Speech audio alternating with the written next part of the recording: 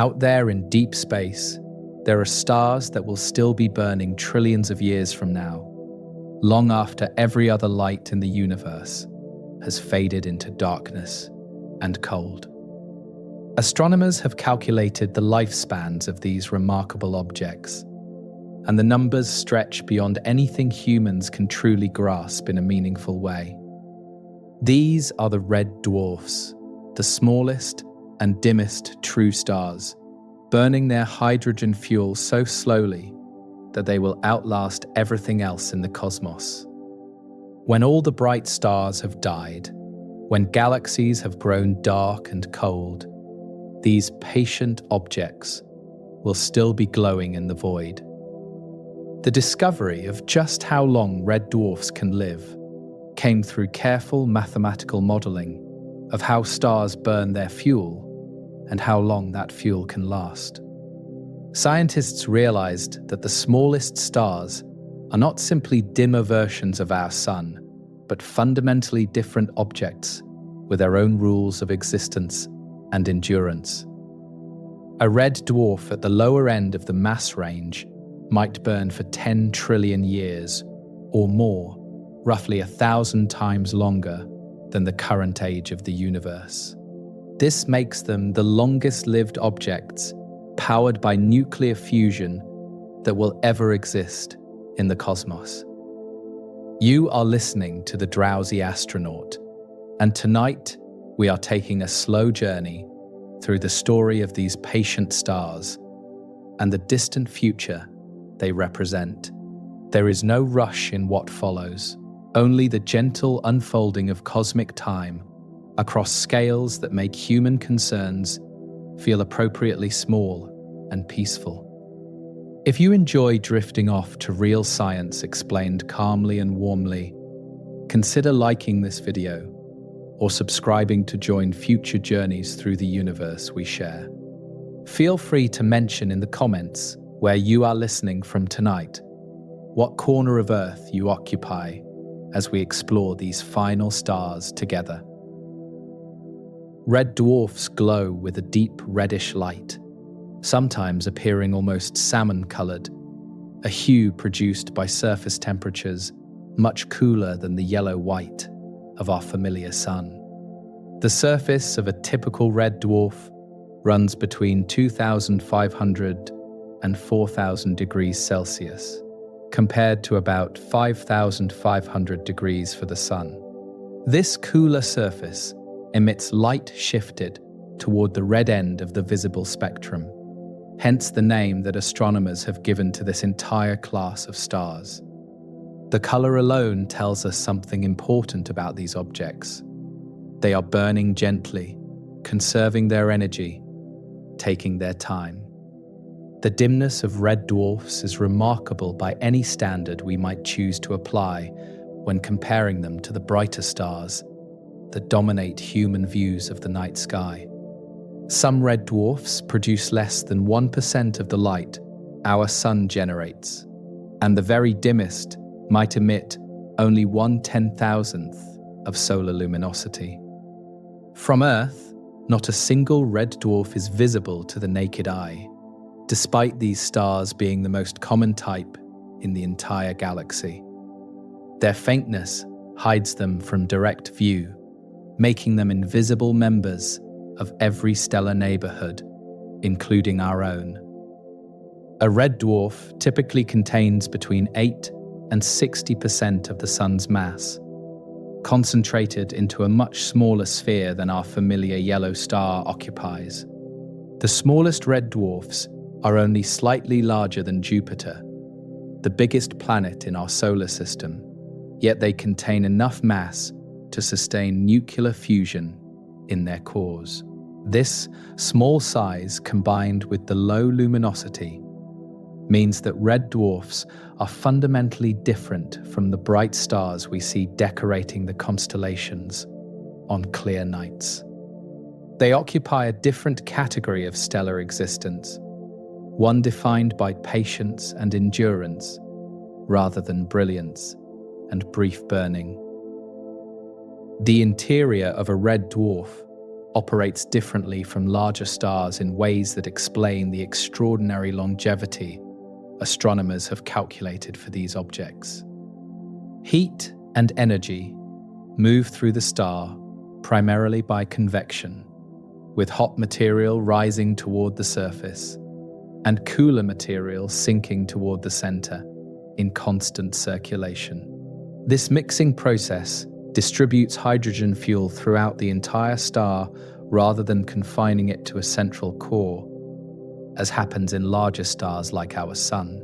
The result is that a red dwarf can eventually burn through all its hydrogen, not just a small fraction, giving it access to far more fuel than its size alone would suggest. The surface of a red dwarf would appear strange to human eyes accustomed to the yellow-white light of our own sun, illuminating familiar landscapes and comfortable days.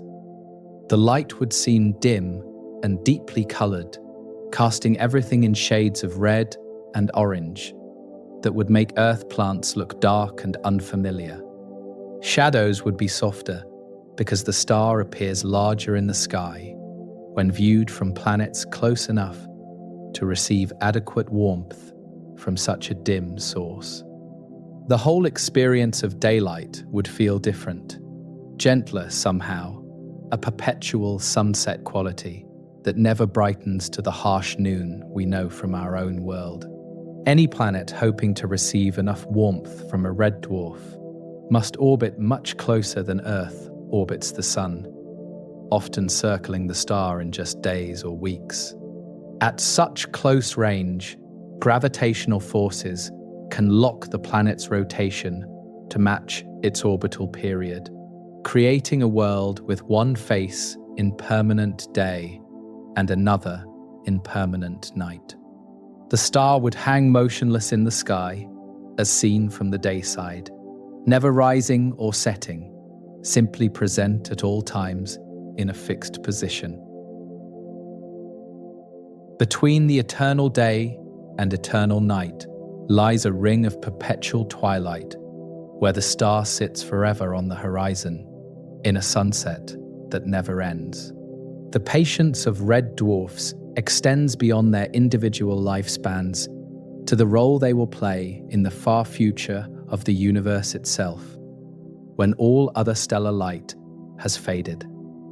When the last sun-like star has exhausted its fuel and cooled to a white dwarf remnant, red dwarfs will still be burning steadily in the cosmic darkness.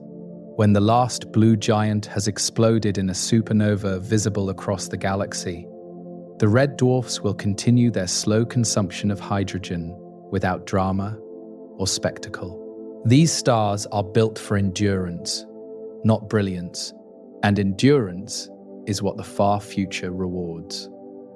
The mass of a red dwarf determines its lifespan, with smaller stars lasting longer because they burn their fuel more slowly and have access to proportionally more of it.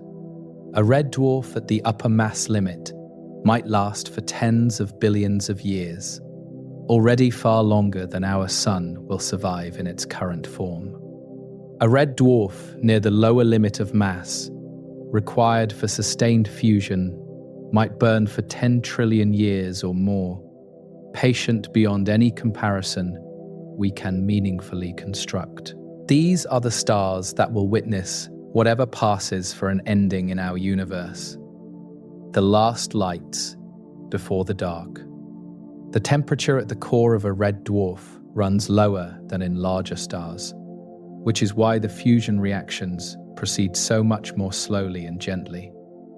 Nuclear fusion requires atoms to move fast enough to overcome their mutual repulsion and smash together, and temperature determines how fast atoms move.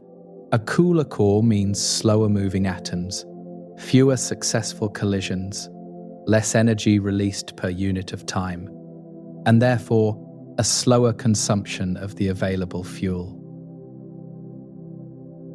Everything about red dwarfs conspires toward patience, from their size to their temperature to their convective mixing. The study of red dwarfs has accelerated in recent decades as astronomers have developed better tools for observing these dim objects across the vast distances of interstellar space. Space telescopes and ground-based observatories with adaptive optics can now detect and characterize red dwarfs that would have been invisible to earlier generations of astronomers. The data confirms what theory predicted. These stars are stable, long-lived, and fundamentally different from the brighter stars that first drew human attention to the night sky. We now know that the most common stars are the ones we cannot see with unaided eyes. The brightness we perceive in the night sky represents a biased sample of what actually exists in our stellar neighborhood and throughout the galaxy beyond. The stars that catch our eye are exceptional, not typical.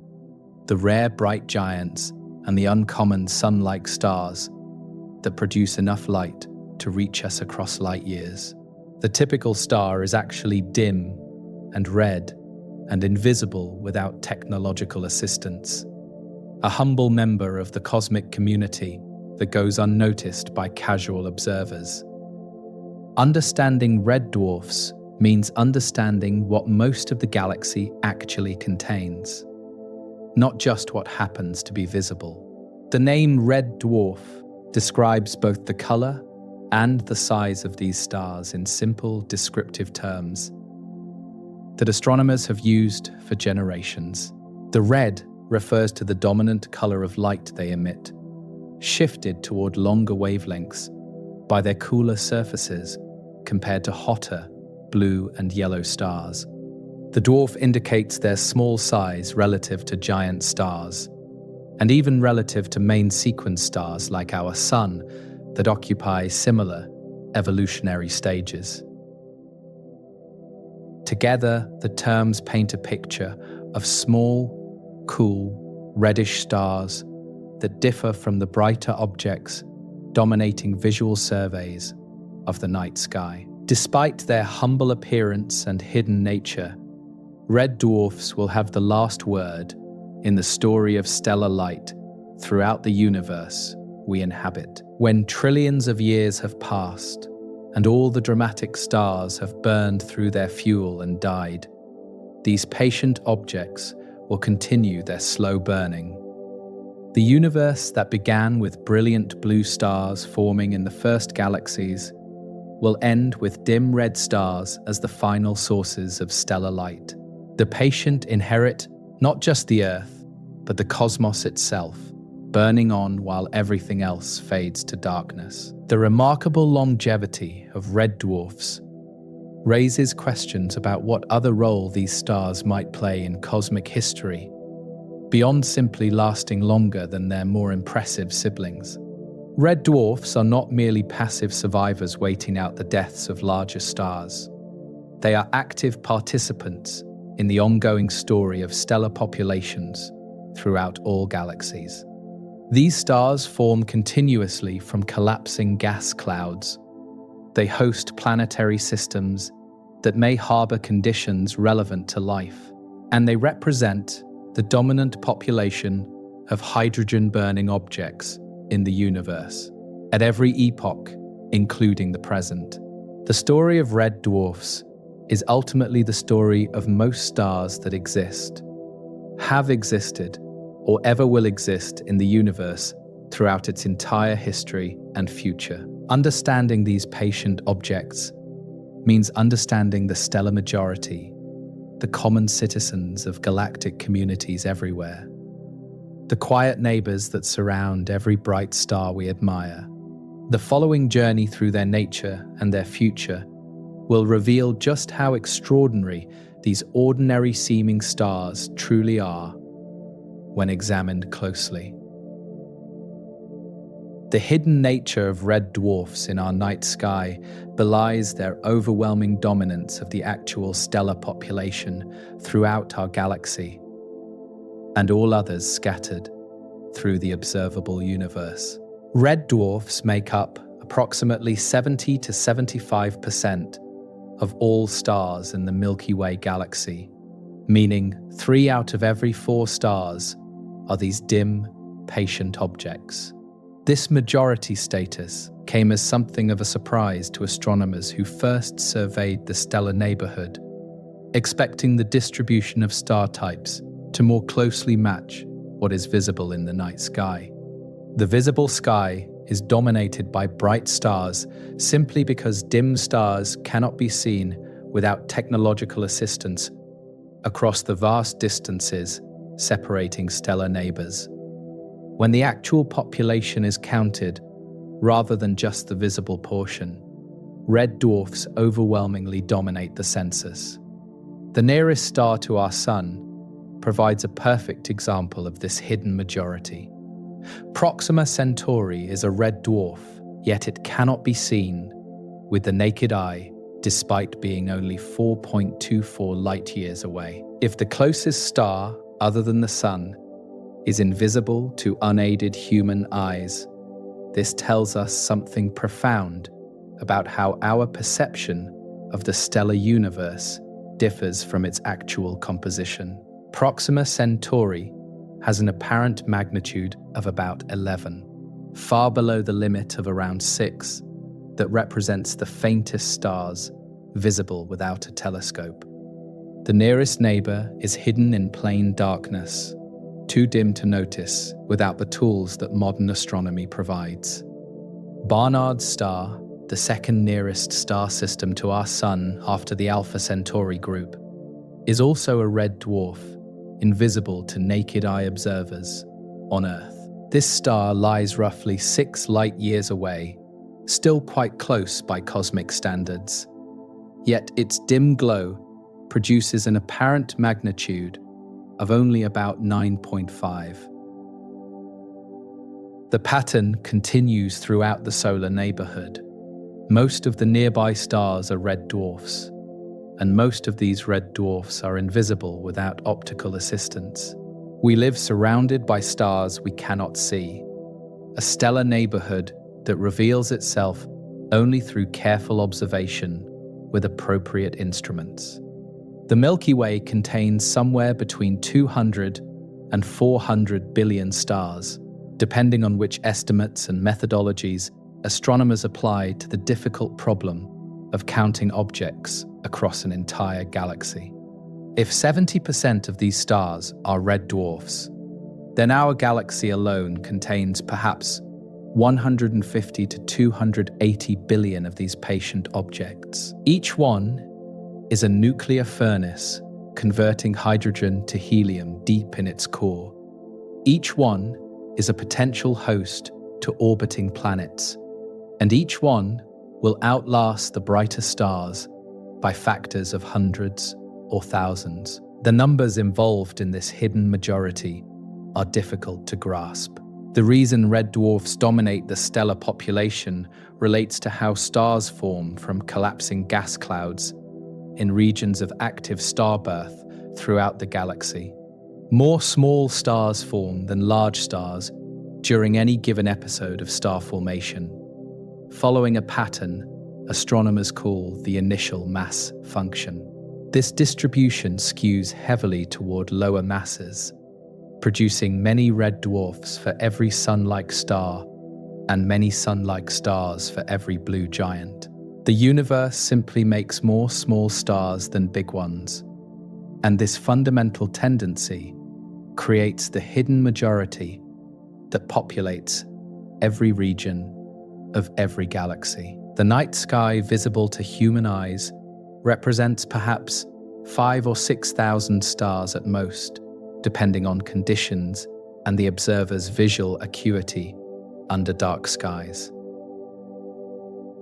This number seems large when we look up at a star-filled canopy on a clear night, far from city lights, but it represents a tiny fraction of the stars within naked eye distance. For every star we can see, dozens or hundreds of red dwarfs occupy the same region of space, invisible to us only because their dim glow cannot trigger the response of human visual systems. The universe we see is not the universe that exists. If human eyes were sensitive to dimmer light, the night sky would appear transformed into something almost unrecognizable compared to the familiar constellations and patterns. The handful of stars forming Orion would be lost in a swarm of additional points. The Big Dipper would be obscured by countless dimmer neighbors, and every familiar asterism would dissolve into a crowded field of previously invisible lights. The constellations exist as recognizable patterns only because most stars are too dim to see. Pattern recognition depends on having a manageable number of points, not the overwhelming multitude that actually populates the sky. Within 10 light-years of the Sun, astronomers have identified approximately 15 stellar objects, though the exact count depends on how we define the boundaries and which candidate objects we include.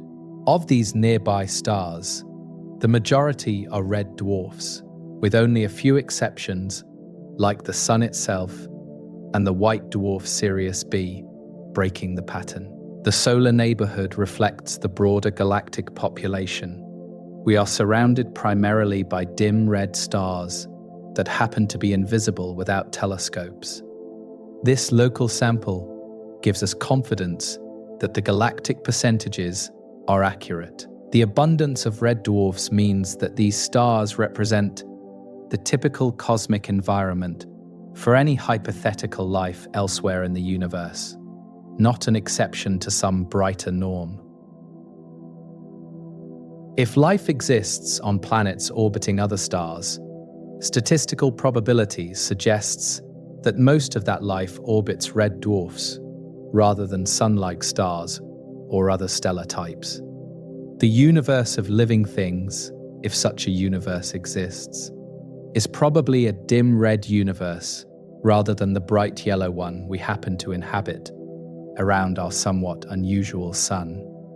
Our situation may be the exception, not the rule. Astronomers using space telescopes have detected thousands of planets orbiting red dwarf stars, confirming that these dim objects host planetary systems just as more massive stars do. The Kepler Space Telescope found that red dwarfs commonly host rocky planets in their habitable zones, the regions where liquid water could potentially exist on a planetary surface. The TESS mission has continued this work, identifying additional red dwarf planetary systems worthy of follow-up observation and study. The worlds of red dwarfs are not hypothetical. They are being catalogued and characterized by ongoing observational programs. The TRAPPIST-1 system demonstrates the potential for red dwarf planetary systems to host multiple Earth-sized worlds orbiting a single small star. This system, located approximately 40 light-years from Earth, contains 7 rocky planets, several of which orbit within the star's habitable zone. The discovery captured public attention precisely because it revealed that dim, previously overlooked stars could host families of worlds similar in size to our own planet. TRAPPIST-1 is not unique, but rather an example of what red dwarf planetary systems can look like when examined closely. The dominance of red dwarfs throughout the galaxy has implications for the long-term future of the universe that extend far beyond simple demographics of stellar populations. Because these stars are so numerous and so long-lived, they will continue burning long after the less common brighter stars have exhausted their fuel and died. The galaxy's future appearance will be shaped primarily by red dwarfs, not by the spectacular objects that currently dominate telescopic images. The majority will inherit the cosmos simply by lasting longer than their more dramatic but shorter-lived siblings. Surveys of stellar populations in other galaxies suggest that the dominance of red dwarfs is universal, not a peculiarity of the Milky Way alone. Wherever star formation occurs, the same mass distribution applies, producing many more small stars than large ones throughout the observable universe. Every galaxy contains its own hidden majority of dim red stars, outnumbering the visible bright stars by similar ratios. The cosmic census reveals a universe of small, patient objects rather than the blazing giants that first drew human wonder. The color of a red dwarf reflects its cooler surface temperature, which in turn reflects the slower rate of energy generation in its core. The physics connects directly. Less energy production means less surface heating, which means longer wavelength light emission shifted toward the red end of the visible spectrum. A red dwarf's color tells us about its internal processes, about its patience, about the slow, steady burning that will continue for trillions of years. The red is a marker of endurance. The hidden majority of red dwarfs challenges our intuitive understanding of the universe, as represented by what we can see with unaided eyes. The spectacular night sky is actually a misleading sample, featuring the rare bright objects while hiding the common dim ones behind the limitations of human visual sensitivity. Knowing that most stars are invisible to us requires adjusting our mental model of the cosmos, accepting that reality differs from perception in this fundamental way. The universe we see is the universe of exceptions. The study of red dwarfs continues advancing as new instruments come online and existing programs accumulate years of observations on these patient, dim, numerous stars. Each passing decade reveals more about their planets, their variability, their magnetic activity, and their ultimate fates across the vast stretches of cosmic time. These stars were once considered boring, unworthy of detailed attention. Now they are recognized as the dominant stellar population and the key to understanding the universe's future. The majority cannot be ignored. The longevity of red dwarfs stems from internal processes quite different from those operating in larger stars like our Sun. Differences that explain how patience is built into their fundamental structure. The secret to red dwarf longevity lies in the way these stars mix their internal material, circulating fuel throughout their entire volume, rather than confining fusion to a small central core. This process, called convection, operates like a slow, cosmic circulation system that constantly brings fresh hydrogen down to the fusion region, while carrying processed helium upward. In our Sun and other larger stars, convection occurs only in the outer layers, while the core remains isolated, unable to access the hydrogen stored in regions above it. Red dwarfs operate differently. They are fully convective, meaning the entire star participates in the circulation. The difference between full convection and partial convection explains why red dwarfs can burn so much longer than more massive stars, despite containing less total fuel.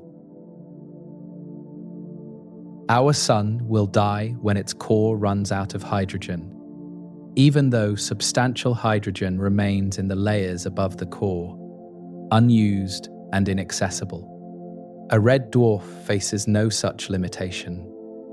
The circulation brings fuel from everywhere to the central fusion region, eventually burning through nearly all available hydrogen. The star is not constrained by the accident of where fuel happens to be located. Convection in a red dwarf works through temperature differences that drive material movement throughout the stellar interior. Hot material rises toward the surface because it is less dense than the cooler material above it, while cooler material sinks because it is denser than the hotter material below. This constant exchange creates circulation patterns that slowly but thoroughly mix the entire star over timescales of perhaps thousands or millions of years. Nothing stays in one place forever.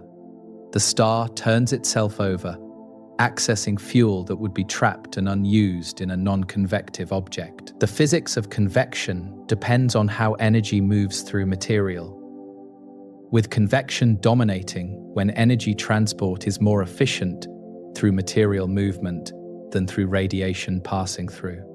In red dwarf interiors, the density and opacity of the material make radiative energy transport relatively inefficient, which tips the balance toward convection as the dominant mechanism. The same physics that makes red dwarfs dim also makes them fully convective. The conditions are linked through the properties of matter under pressure at these particular temperatures. Small stars naturally develop this circulation pattern. The core temperature of a red dwarf runs lower than in larger stars, typically somewhere between 3 and 10 million degrees Celsius, depending on the star's mass.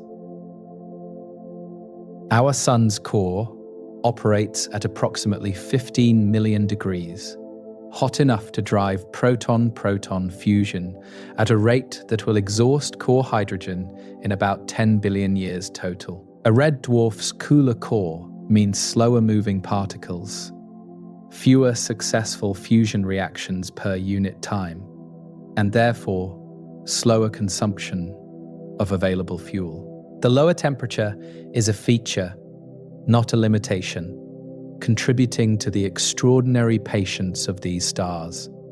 Nuclear fusion requires atomic nuclei to approach each other closely enough for the strong nuclear force to overcome their electromagnetic repulsion and bind them together. Temperature determines how fast nuclei move, and faster-moving nuclei have a better chance of achieving the necessary close approach before repulsion turns them away. In a cooler core, fewer nuclei achieve successful fusion per second, which means less energy production, which means dimmer light and longer fuel supply. Every aspect of red dwarf physics points toward patience. The slow burning rate of red dwarfs means that a given mass of hydrogen fuel lasts far longer than the same mass would last in a hotter, faster burning star. A red dwarf with 10% of the Sun's mass might burn that fuel for 10 trillion years, instead of the 10 billion years our Sun will manage with 10 times as much starting material. The efficiency is extraordinary. Less fuel lasting longer because the consumption rate is so much lower. These stars are the efficient vehicles of the cosmos, getting maximum duration from minimal resources. The product of fusion in red dwarf cores is helium. Just as in all hydrogen-burning stars throughout the universe at any epoch of cosmic history, the helium accumulates gradually over trillions of years, distributed throughout the star by the same convection that brings fresh hydrogen to the core. In larger stars, helium accumulates in the core and eventually leads to dramatic evolutionary changes when hydrogen exhaustion forces the star to begin burning helium instead. Red dwarfs avoid this drama because their cores never reach the temperatures necessary to ignite helium fusion. The future evolution of red dwarfs differs fundamentally from the evolution of larger stars, precisely because these small objects never develop the extreme conditions required for helium burning. A red dwarf will never become a red giant, will never puff up to enormous size, will never shed its outer layers in a planetary nebula visible across the galaxy. Instead, the star will simply burn hydrogen until no hydrogen remains, then cool and fade as a helium white dwarf-like object. The evolution is undramatic, matching the patient character of the star's entire existence. The full convection of red dwarfs means these stars are truly homogeneous in composition at any given moment, thoroughly mixed from center to surface. There are no distinct zones with different compositions. No core significantly enriched in helium compared to the envelope above it. No structural differences that would create the complex layering seen in larger stellar interiors. This homogeneity simplifies the physics while extending the lifetime. The star is just one thoroughly mixed ball of hydrogen and helium, slowly converting the former to the latter. The magnetic fields generated by red dwarfs often exceed those of larger stars, a consequence of the convection and rotation that drive stellar dynamos throughout the cosmos. Strong magnetic fields can produce star spots, flares, and other activity that makes some red dwarfs surprisingly violent despite their overall dim appearance. The Proxima Centauri system has experienced powerful flares that would have sterilized any unprotected surface in the habitable zone of that small star. Red dwarf patience regarding fuel consumption does not preclude moments of magnetic drama. The internal structure of red dwarfs has been modeled extensively using computer simulations that track the behavior of material under the pressures and temperatures found inside these small stars. These models confirm the fully convective nature of low-mass stars and predict the long lifespans that make red dwarfs cosmically significant for the universe's distant future. The agreement between theoretical models and observations gives astronomers confidence in the longevity estimates, even though no red dwarf has yet lived long enough to test predictions about trillion-year lifespans. The rotation of red dwarfs influences their internal dynamics, with faster rotating stars potentially showing different convection patterns than their more slowly spinning counterparts. Young red dwarfs tend to rotate faster, sometimes completing a rotation in just a few days, while older red dwarfs have slowed through magnetic braking over billions of years. The rotation rate affects magnetic activity, which affects the stellar wind, which affects any planets orbiting in the habitable zone. Everything connects in stellar physics. The fully convective boundary lies at approximately 35% of solar mass, meaning stars below this threshold are fully convective, while stars above it develop the radiative core that characterizes our Sun and larger objects. This boundary represents a fundamental change in stellar structure, a transition from one type of interior physics to another, with significant consequences for stellar evolution and lifespan. Red dwarfs below this boundary gain the longevity advantage of full convection, while stars above it face the limitations of trapped hydrogen in their non-convective cores. Understanding red dwarf interiors has been advanced by studying their oscillations, the subtle vibrations that reveal internal structure through the techniques of astroseismology. Red dwarfs prove challenging targets for this technique because their oscillations have small amplitudes, but observations continue to improve as instruments become more sensitive.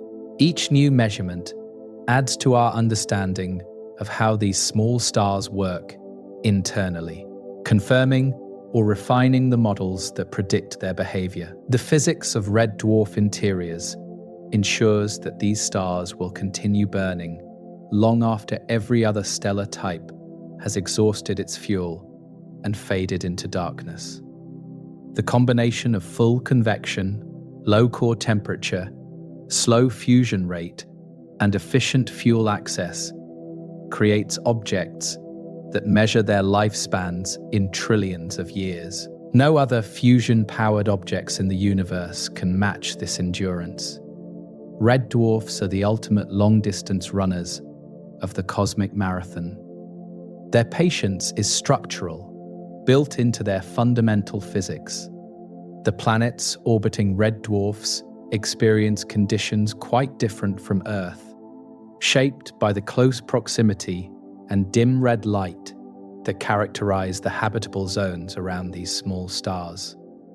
A planet orbiting a red dwarf must stay close to its dim star to receive enough warmth for liquid water, often circling at distances measured in millions of kilometers, rather than the 150 million kilometers that separate Earth from the Sun.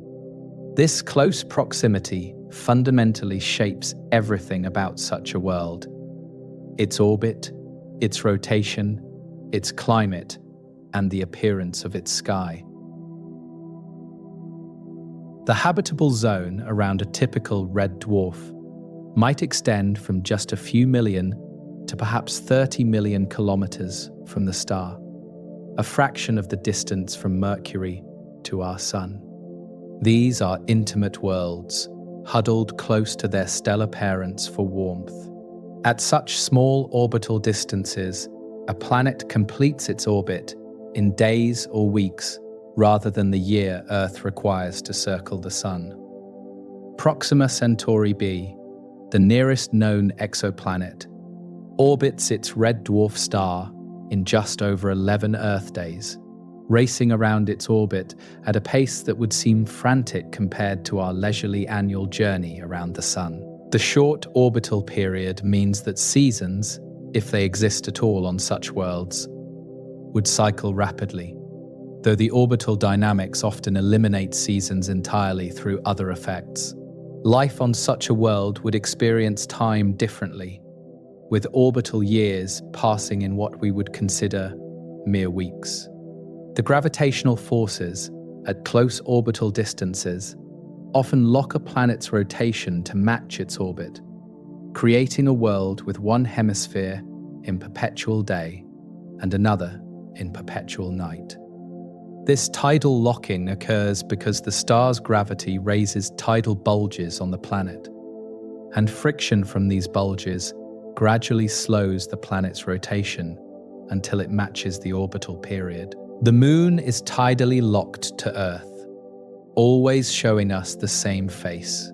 Planets around red dwarfs often experience the same relationship with their stars. The consequences for any world are dramatic. A tidally locked planet presents one face toward its star at all times, creating a day side that never experiences night and a night side that never sees dawn.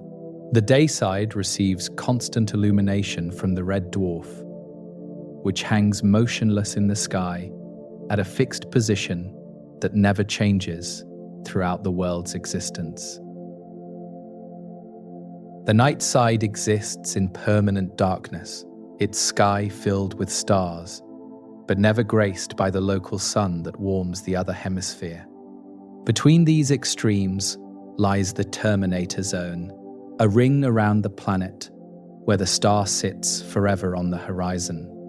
The terminator zone of a tidally locked world represents a region of permanent twilight, where the red dwarf hangs at the horizon, casting long shadows across a landscape that never sees either full day or full night. This zone might be surprisingly habitable, receiving gentler illumination than the day side, while avoiding the permanent cold of the night side.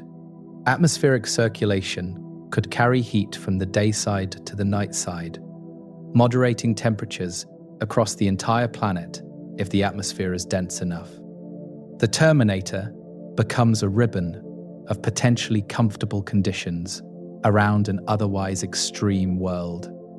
The red light of a red dwarf would illuminate any day side with a glow quite different from the white-yellow light we experience on Earth under our brighter sun.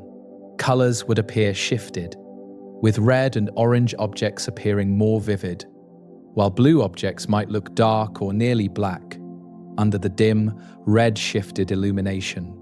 Plants, if they existed on such a world, might evolve to appear black to human eyes, optimizing their photosynthesis for the available red and infrared light rather than the visible spectrum our vegetation has adapted to.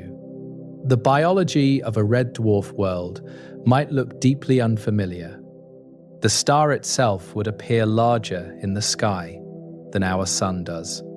From Earth, not because red dwarfs are physically larger, but because planets must orbit so much closer to receive adequate warmth.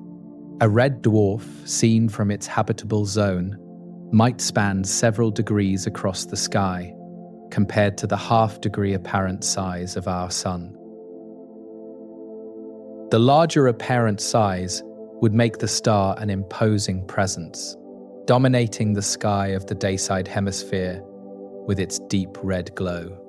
Sunsets would never occur on the day side, but the star would always be present, always visible, always providing its steady red light. The TRAPPIST-1 system, located approximately 40 light-years from Earth, provides a glimpse of what red dwarf planetary systems can look like.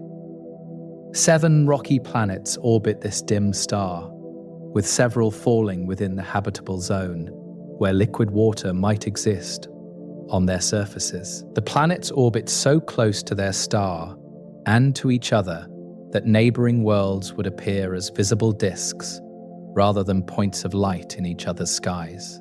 From any of these worlds, the others would be clearly visible, close cosmic neighbors sharing the warmth of their common red sun. The TRAPPIST-1 star itself is small enough and dim enough that it represents the extreme end of what we consider red dwarfs, just barely massive enough to sustain nuclear fusion in its core. Its planets receive various amounts of radiation, depending on their orbital distances, with some probably too hot for liquid water, others potentially just right, and the outermost ones probably too cold. The system demonstrates that red dwarfs can host multiple Earth-sized rocky planets, not just 1 or 2, making these small stars potentially rich environments for planetary diversity. The starlight reaching planets in red dwarf habitable zones contains a different mix of wavelengths than the light Earth receives from the Sun, with more energy in the red and infrared portions of the spectrum and less in the blue and ultraviolet ranges. This spectral difference affects chemistry, biology, and climate in ways scientists are still working to understand through theoretical modeling and observation. Photosynthesis would need to work differently, using the available light efficiently rather than the wavelengths Earth plants have evolved to capture. The potential for life around red dwarfs depends partly on how biology can adapt to this different light environment. Atmospheric circulation on tidally locked planets represents a fascinating problem in climate science, with models suggesting various possible states ranging from habitable to utterly frozen. If a planet's atmosphere can efficiently transport heat from dayside to nightside, temperatures might remain moderate across much of the surface, despite the extreme illumination pattern. If heat transport fails, the night side might cool until its atmosphere freezes out, creating conditions incompatible with life as we understand it. The habitability of red dwarf planets depends significantly on their atmospheres. Magnetic activity from red dwarfs poses both challenges and opportunities for any planets orbiting in habitable zones. Red dwarfs can produce powerful flares that emit dangerous radiation toward nearby planets, potentially stripping atmospheres and sterilizing surfaces if the planets lack adequate magnetic protection. On the other hand, the magnetic storms might drive interesting chemistry or provide energy for certain types of pre-biological processes. The relationship between red dwarf activity and planetary habitability remains an active area of research. The close orbits of habitable zone planets around red dwarfs mean these worlds are relatively easy to detect and study compared to Earth-like planets around Sun-like stars at greater distances. Transit searches find them readily because the short orbital periods mean frequent transits, and the small stellar size means the planets block a larger fraction of stellar light during each transit. Radial velocity measurements detect them well because the close orbits induce relatively large stellar wobbles. Red dwarf planets are accessible to current technology in ways that true Earth analogues are not. The population of known red dwarf planets continues growing as surveys accumulate more observations and identify more systems around these common but dim stellar hosts. Each new discovery adds to our understanding of what planetary systems around red dwarfs typically look like, how common potentially habitable worlds might be, and what conditions such worlds might present. The red dwarf planetary census is far from complete, but the early results suggest that these small stars commonly host rocky planets in orbits that receive potentially life-supporting amounts of energy. The worlds of red dwarfs will continue existing and potentially hosting whatever develops on them for far longer than Earth will remain habitable around our aging sun. Planets around the longest-lived red dwarfs might remain in their habitable zones for trillions of years, compared to the few billion years Earth has remaining before solar evolution renders our world uninhabitable. The patience of red dwarfs extends to their planetary systems, offering cosmic timescales for whatever processes might unfold on these strange, red-lit worlds. While red dwarf planets continue their patient existence, the brighter stars that dominate our current night sky will eventually exhaust their fuel and die, leaving only the dim red majority still burning. Our sun has approximately 5 billion years of hydrogen burning remaining before it exhausts the fuel in its core and begins the transformation that will end its main sequence life. This might seem like a long time from a human perspective, but cosmically, it represents a limited span, especially compared to the trillions of years that red dwarfs will continue burning. The Sun is roughly halfway through its lifespan already, having formed about 4.5 billion years ago from a collapsing cloud of gas and dust.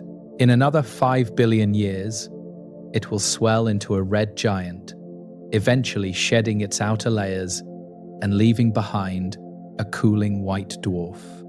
Stars larger and more massive than the Sun burn through their fuel even faster, their higher core temperatures driving fusion at rates that consume hydrogen in millions rather than billions of years. The bright blue stars that decorate constellations like Orion are cosmic mayflies, burning brilliantly but briefly before exploding as supernovae or collapsing into neutron stars and black holes. These spectacular objects dominate the appearance of the night sky, despite being rare, precisely because their brilliance makes them visible across enormous distances. Their beauty is temporary, their fuel supply exhausted quickly by the fierce burning that makes them so noticeable. The red giant phase that awaits our sun represents a dramatic transformation, with the star swelling to perhaps 100 times its current diameter as its outer layers expand into the surrounding space. Mercury will be engulfed, Venus will be engulfed, and Earth's fate remains uncertain, either consumed by the expanding sun or barely surviving in a scorched orbit. The red giant phase lasts for perhaps 1 billion years before the star sheds its outer layers in a planetary nebula, leaving the hot core exposed as a white dwarf that will slowly cool over trillions of years. The sun's death will be gradual but inevitable. The death of sun-like stars produces white dwarfs, dense remnants containing roughly the mass of a star, compressed into a volume roughly the size of Earth. These objects no longer burn nuclear fuel, but instead slowly radiate away the heat accumulated during their stellar lives, cooling from white-hot to yellow to red, and eventually to infrared temperatures below what the human eye could detect. White dwarfs are essentially cooling embers, remnants of stars that once burned, but now only fade. They persist for timescales exceeding the current age of the universe, cooling gradually toward the cold of interstellar space. The most massive stars end their lives differently, either exploding as supernovae or collapsing directly into black holes, depending on their exact masses and other properties. Supernovae briefly outshine entire galaxies, scattering heavy elements through space and contributing to the chemical enrichment that makes planets and life possible. But supernovae are endings, not beginnings. Each explosion marks the death of a massive star that burned hot and fast and could not sustain itself for long. The massive stars die dramatically, while the red dwarfs continue their patient burning. The population of active stars in the Milky Way and throughout the universe is slowly changing as bright stars die and are not always replaced by new star formation. Star formation continues throughout the universe, but the rate has been declining for billions of years as the gas clouds that form stars are gradually depleted or dispersed. Eventually, star formation will slow to a trickle and then stop entirely as the raw materials run out. The bright stars visible today are not eternal. They represent a temporary population that will diminish over cosmic time. When the last sun-like star in the galaxy exhausts its fuel and dies, perhaps 10 to 20 billion years from now, the population of bright stellar objects will have been completely depleted. No yellow stars will remain, no white stars, no blue giants, only the dim red dwarfs still burning slowly through their enormous lifespans. The galaxy will appear dramatically different, its overall color shifted toward red, as only these cool, patient stars continue generating light. The era of brilliant stellar diversity will have ended, replaced by the era of red dwarf dominance. The transition from a bright, varied stellar population to a red dwarf-only population happens gradually over billions of years, not as a sudden change, but as a slow fade of the brighter components. Each type of star dies at its own rate, depending on its mass, with the most massive going first and progressively smaller stars following as the eons pass. Sun-like stars outlast blue giants, red giants outlast sun-like stars, and red dwarfs outlast everything else. The sequence is determined by physics, predictable and inevitable. Galaxies throughout the universe will undergo the same transformation, their stellar populations aging and dimming as bright stars die and red dwarfs become the sole survivors. The appearance of a galaxy in the far future will differ dramatically from its current form. Dimmer, redder, quieter, the spectacular features replaced by a uniform glow of countless dim stars. The morphological details might persist. Spiral arms and elliptical shapes maintained by gravitational dynamics, but the light would come only from the patient majority that currently hides behind brighter neighbors. The death of bright stars releases energy and material into the galactic environment, contributing to ongoing cycles of star formation while they can still occur. Heavy elements forged in stellar cores and supernova explosions spread through the interstellar medium, enriching future generations of stars and planets. But these cycles cannot continue indefinitely. The material gets locked into stellar remnants and dispersed through intergalactic space over cosmic time. Eventually, the raw materials for new bright stars will be gone. Red dwarfs forming from this enriched material contain heavier elements than the earliest stars, which formed from pristine hydrogen and helium left over from the cosmic beginning. These heavier elements affect stellar physics in various ways, influencing opacity, convection, and other properties that determine how stars burn and evolve. Red dwarfs forming today differ slightly from red dwarfs that formed early in cosmic history, though both share the fundamental patience that defines this stellar class. The population of red dwarfs represents multiple generations, varying in composition, but united in longevity. The last supernova to occur in a typical galaxy might happen billions of years before the last bright star dies, since supernovae come only from the most massive stars that die first. The final supernova would be a spectacular event, briefly illuminating a galaxy that has already grown dimmer as its stellar population has aged. Then silence and darkness would settle further as the remaining less massive bright stars continue their slower dying, one by one, until only red dwarfs remain. The finale comes in stages, not all at once. The current age of the universe represents an early epoch in the overall span of time, during which stars will continue burning and illuminating cosmic space. We live in a young universe, still filled with bright stars of many types, still forming new stars from abundant gas, still experiencing supernovae and other dramatic stellar events. This epoch will not last. The universe will grow darker and quieter as the bright stars die and star formation ceases. The red dwarf era lies ahead, incomprehensibly longer than everything that has come before. The transition to a red dwarf-only universe marks a fundamental change in cosmic character. From an epoch of stellar diversity to an epoch of stellar monotony, from brightness to dimness, from drama to patience.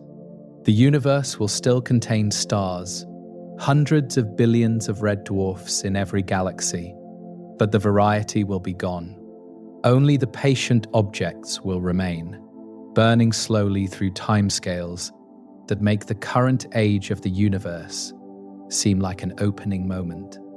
When only red dwarfs remain as active stars throughout the cosmos, the universe will have entered an era unlike anything we experience today or can directly observe in our current epoch. The universe in the red dwarf era will be illuminated only by these small, patient stars, still burning through their hydrogen fuel after every brighter stellar type has exhausted its supply and faded. This epoch lies trillions of years in the future, so far ahead that the current age of the universe becomes a tiny fraction of the total time that will have passed. The character of the cosmos will have fundamentally changed from the diverse stellar population we see today to a uniform population of dim red objects, scattered through galaxies that have themselves evolved into unfamiliar configurations. The universe will be old, quiet, and patient. The light output of the universe during this era will be a small fraction of its current luminosity, with only red dwarfs contributing stellar radiation to the cosmic energy budget. Where the current universe blazes with stars of every color and brightness, the future universe will glow dimly red. Its total light output, perhaps only a few % of what galaxies produce today. The darkness between stars will seem deeper. The nights on any remaining worlds will seem darker. And the overall impression will be of a cosmos in its late age rather than its vigorous youth. The universe will feel old. Galaxies will have continued evolving throughout the time leading up to this era, merging with each other, consuming their satellite companions, and settling into whatever configurations result from billions of years of gravitational interaction. The Milky Way will have merged with Andromeda long before this epoch, creating a combined galaxy that will itself have continued evolving over additional billions of years. The familiar spiral structures may have given way to elliptical forms, or perhaps new configurations that we cannot predict from our current understanding. The cosmic landscape will be transformed. The stellar remnants of stars that died before this era will still exist. Cooling white dwarfs and cold neutron stars and black holes scattered throughout the same space that contains the surviving red dwarfs. These remnants will be invisible, or nearly so, no longer producing significant light, simply occupying space and contributing to the gravitational dynamics of their neighborhoods. The red dwarfs will burn surrounded by the corpses of their more impressive but less patient ancestors, the remains of stars that burned bright and died long ago. The living and the dead will coexist. The cosmic background radiation, left over from the early universe, will have cooled further during the trillions of years preceding this era, its temperature dropping from its current 3 degrees above absolute zero to something even closer to the absolute minimum. This cooling happens because space continues expanding, stretching the wavelengths of the background radiation and reducing its energy content. The ancient light from the cosmic beginning will still fill space, but it will be even dimmer and more shifted toward longer wavelengths than it is today. The echo of the beginning grows fainter with time. Dark energy, if it continues operating as current observations suggest, will have dramatically affected the large-scale structure of the universe by the time of the red dwarf era. The accelerating expansion, driven by dark energy, carries distant galaxies away from each other faster than light can travel between them, eventually isolating galaxy clusters from each other. The observable universe shrinks from the perspective of any observer, with fewer and fewer galaxies remaining visible as others cross the cosmic horizon and disappear. The universe may appear emptier, even though it contains the same amount of matter. The isolation produced by dark energy means that a galaxy in the red dwarf era might appear to float alone in an otherwise empty universe, its neighbors having been carried beyond the edge of observability by the relentless expansion of space. The night sky from a planet in such an isolated galaxy would show only the local stars, the remaining red dwarfs and the cooling remnants of dead stars, with no external galaxies visible at any distance. The cosmic context would be lost, the universe appearing to contain only the local structure. This isolation represents a profound change from the rich tapestry of galaxies visible today. The passage of time in this era will not be marked by dramatic events like supernovae or gamma-ray bursts, which require massive stars that will have long since died. The universe will be quiet, its dynamics governed by slow gravitational interactions and the patient burning of red dwarfs that change imperceptibly across any reasonable observation period. Time will pass without the punctuation of cosmic fireworks. Each trillion years, much like the last, the universe slowly, steadily evolving towards its ultimate fate. The drama will have ended. Whatever consciousness might exist in this era will perceive a very different cosmos than the one we observe from our early vantage point in cosmic history. They would know that brighter stars once existed, only through historical records or theoretical understanding, not through direct observation of such objects. Their sky would contain only dim red points and the faint glow of cooling remnants, a universe that might seem eternal in its quiet stability. They would not experience the variety that characterizes our current epoch. The energy available for any activities in this era will be limited to what can be extracted from dim red dwarf radiation and the slowly fading remnants of earlier stellar populations. White dwarfs still retain substantial thermal energy, cooling over timescales that exceed the current age of the universe by enormous factors. Black holes contain energy that can theoretically be extracted through various mechanisms, though the technology required lies far beyond our current understanding. Life and complexity, if they persist into this era, will need to adapt to conditions of energy scarcity. The duration of the red dwarf era will exceed everything that came before it by enormous factors, stretching across trillions of years, while the preceding epoch of stellar diversity lasted only tens of billions of years. The patient inheritors will dominate cosmic history simply by lasting so much longer than their brief, bright ancestors.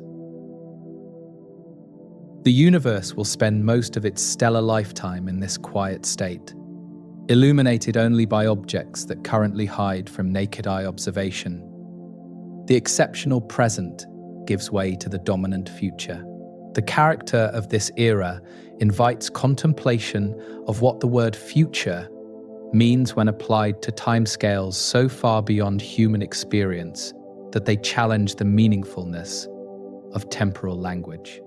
Trillions of years lie ahead, each year as real as the present one, each moment passing in its own right, regardless of whether anyone observes it. The red dwarfs will burn through these years steadily, converting hydrogen to helium, emitting dim red light, warming whatever planets orbit in their habitable zones.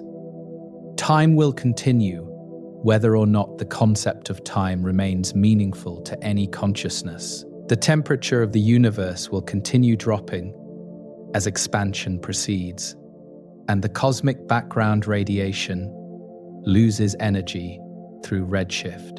The red dwarfs will stand out more prominently against this cooling background, their several thousand-degree surfaces appearing warm compared to the near absolute zero temperature of the surrounding space. These stars will be islands of relative warmth in an increasingly cold cosmos, their planet-warming capability persisting as the universe around them approaches thermodynamic equilibrium.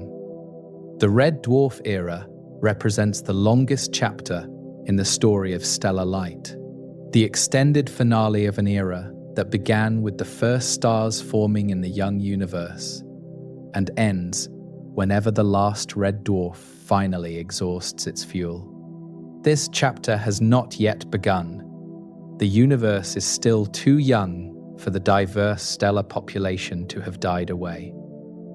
We observe the early stages of cosmic history, the vigorous youth of a universe that will eventually age into the patient quiet of red dwarf dominance.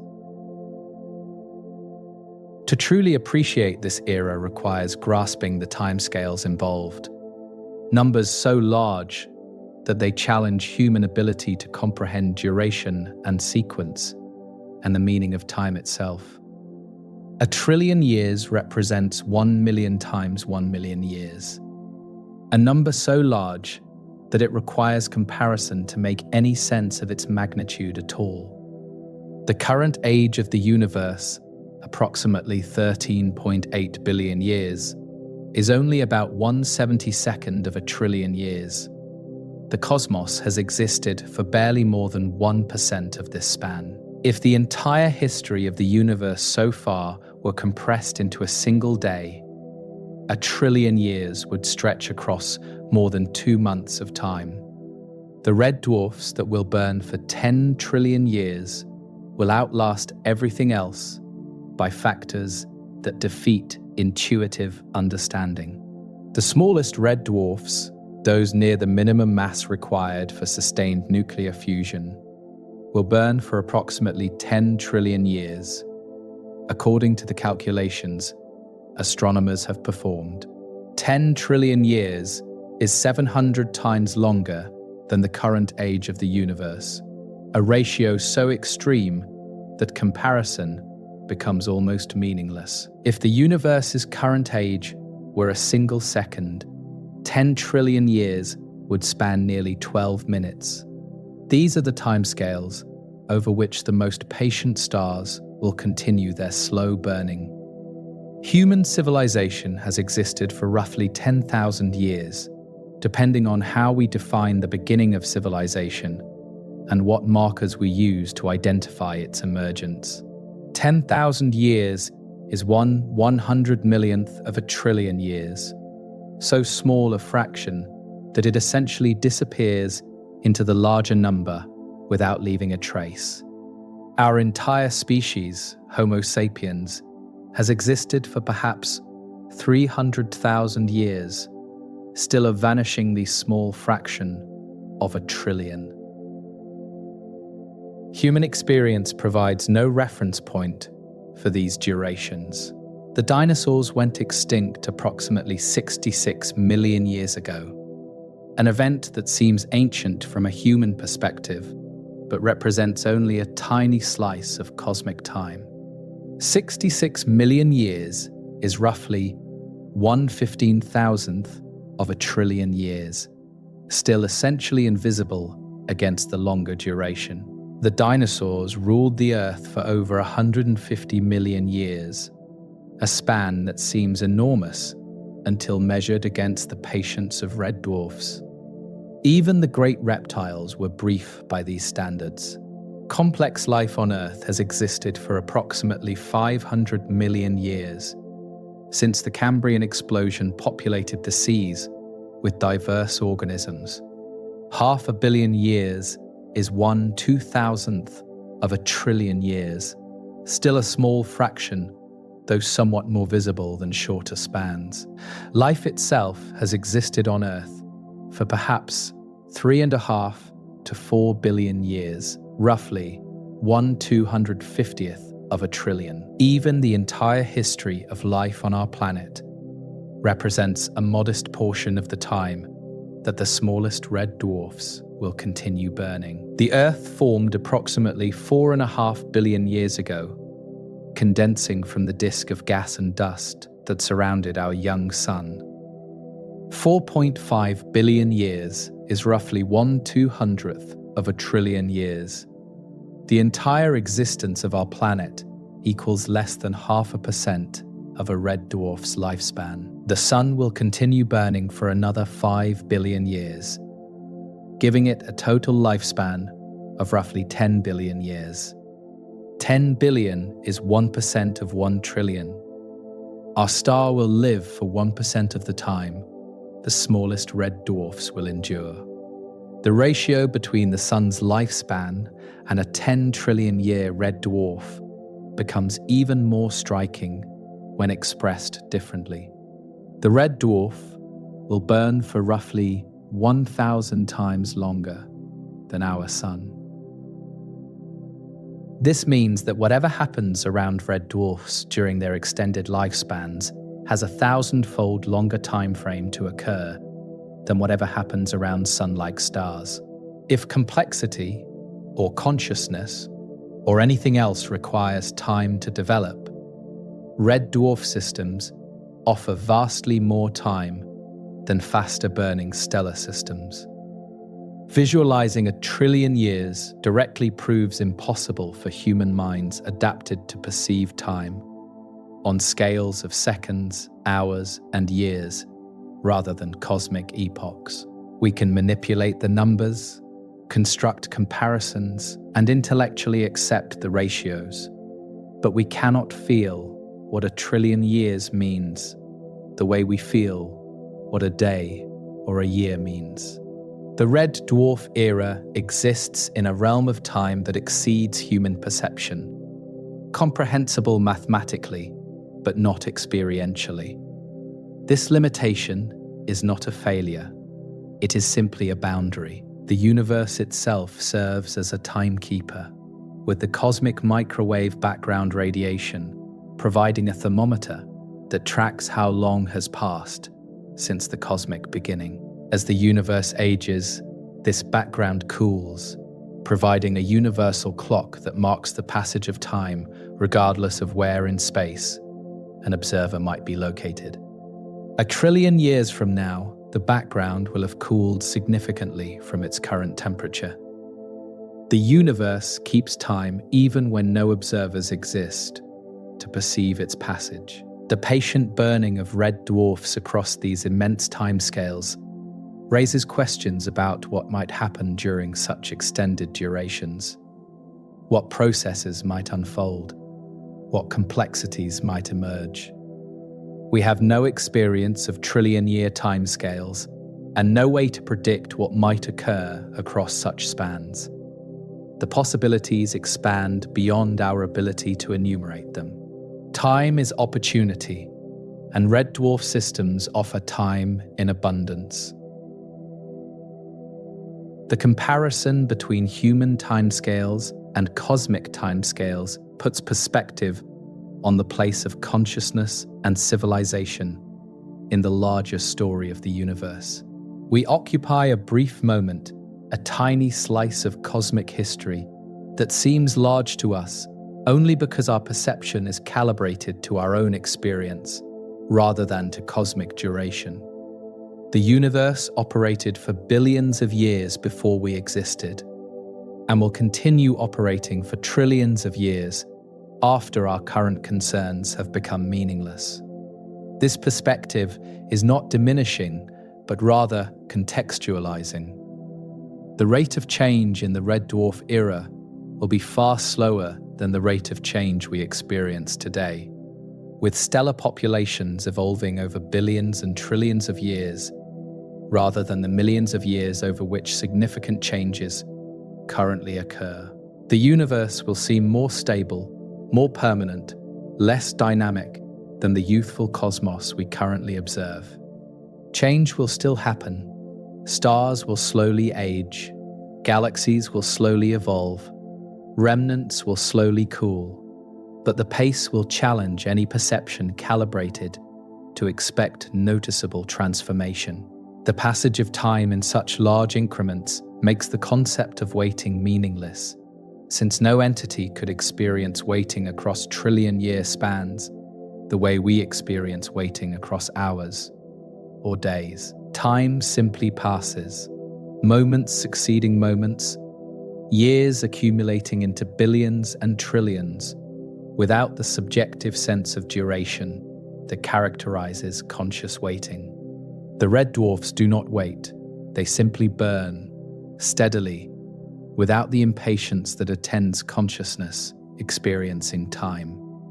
Understanding these timescales, to whatever degree human understanding can achieve, allows appreciation of the red dwarf era as the dominant chapter in the story of stellar light, the extended finale that outlasts everything preceding it. The universe is young, the bright stars still burn, and the red dwarf era lies far in the future.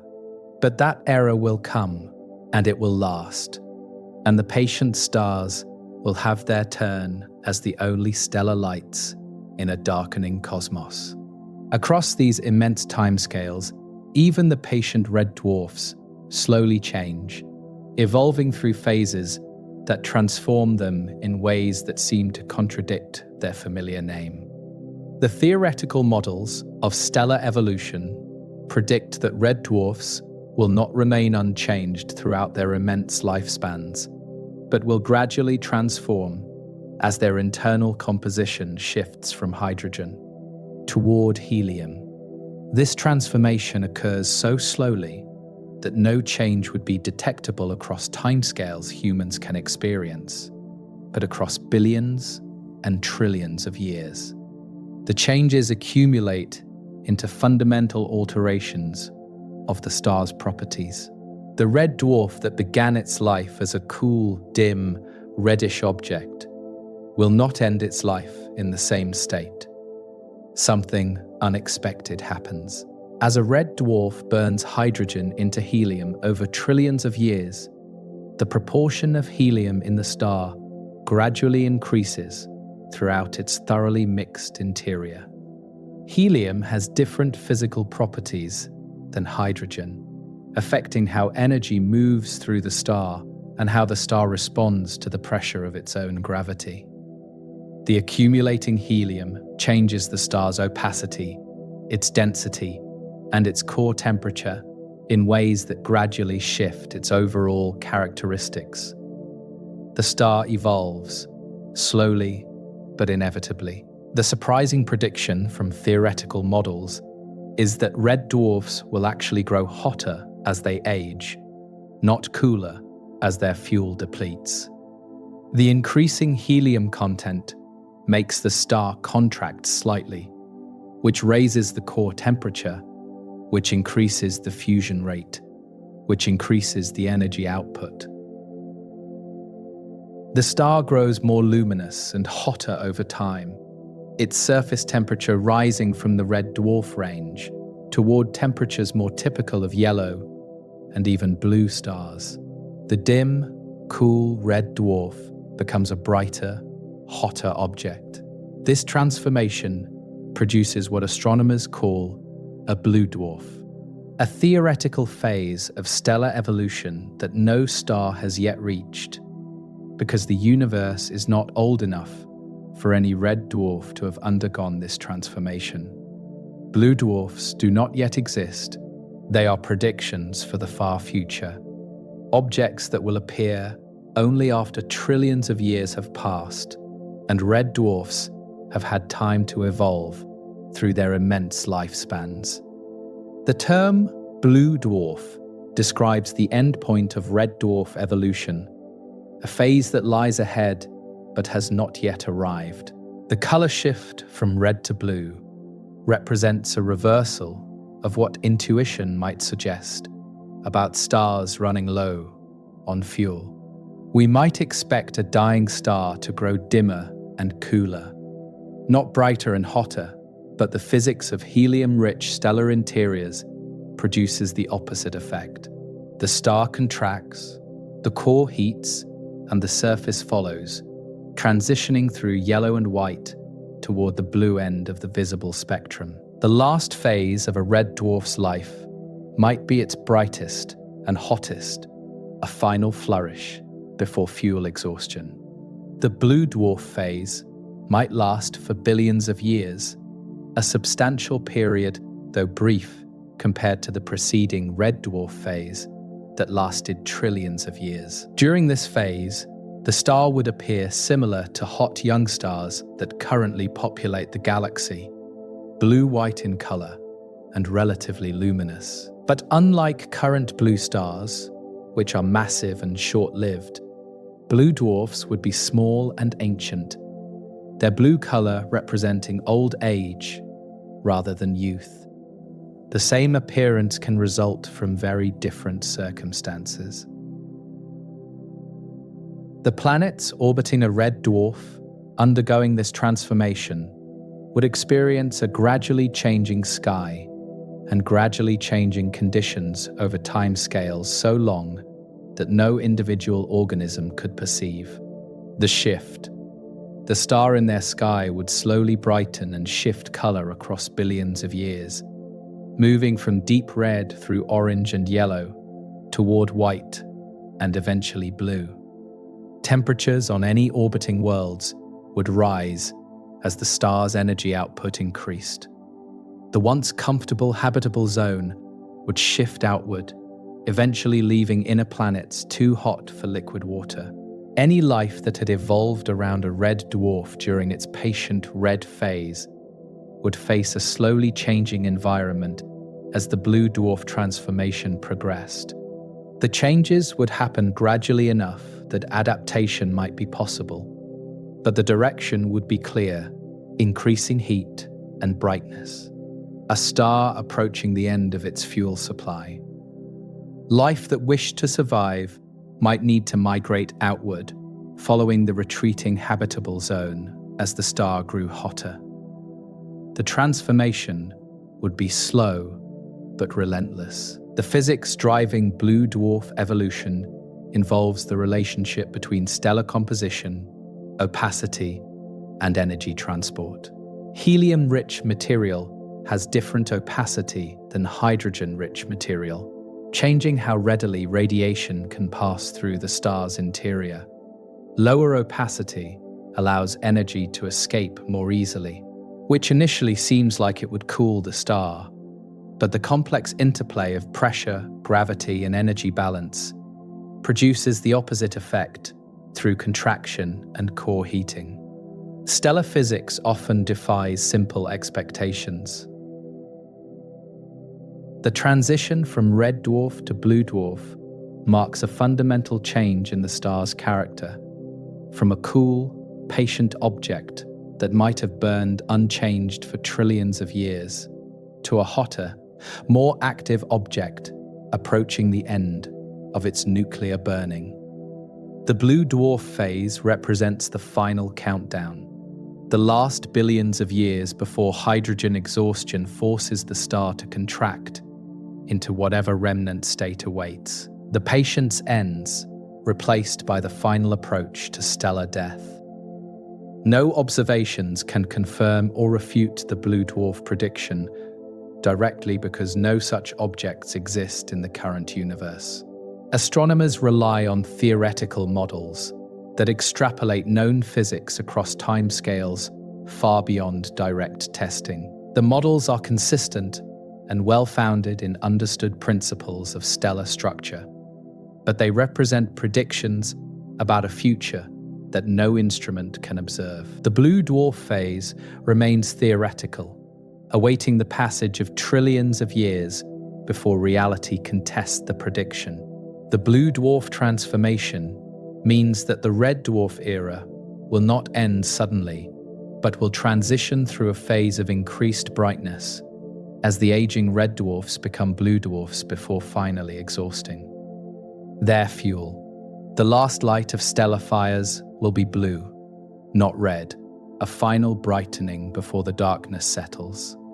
The patient stars will have their moment of relative brilliance, briefly outshining their earlier selves before the fuel runs out and the lights go off. The sky in the blue dwarf era would look different from the sky in the red dwarf era, with the surviving stars appearing hotter and brighter, though still fewer in number, as the older red dwarfs have already transitioned through blue and into remnant states. The population would be diminishing, each star approaching its end, the universe preparing for the final sunset that awaits when the last of them exhausts its nuclear fuel. The transformation marks the beginning of the end.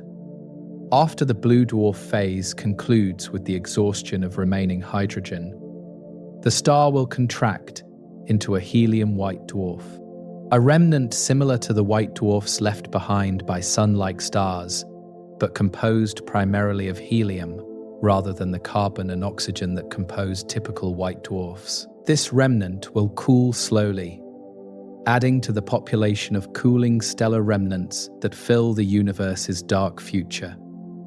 The story of the star ends, but the remnant persists. The blue dwarf transformation represents an unexpected twist in the story of stellar patience, revealing that even the most enduring stars eventually change and evolve rather than burning forever unchanged. Among the red dwarfs that will eventually transform into blue dwarfs, and finally into cooling remnants, some will outlast all the others, burning for the absolute maximum time their physics allows. The final generation of stars will be those red dwarfs near the absolute minimum mass required for sustained nuclear fusion. Objects just barely massive enough to maintain the pressures and temperatures needed for hydrogen burning. These stars contain only about 8% of the Sun's mass, concentrated into small spheres where gravity provides just enough compression to ignite fusion in the core. Any less massive, and the object would be a brown dwarf, a failed star that never achieves sustained nuclear burning and instead simply cools from its formation warmth. The boundary between star and non-star lies here. Stars at this minimum mass boundary burn the slowest and last the longest, their internal conditions producing fusion at the bare minimum rate required to prevent gravitational collapse. The core temperatures hover near the threshold for hydrogen burning. Diffusion reactions proceed at a trickle, and the resulting energy output is so low that these stars produce only a tiny fraction of a percent of the Sun's luminosity. They are barely stars at all, just massive enough to qualify, yet they will be the final lights in a darkening universe.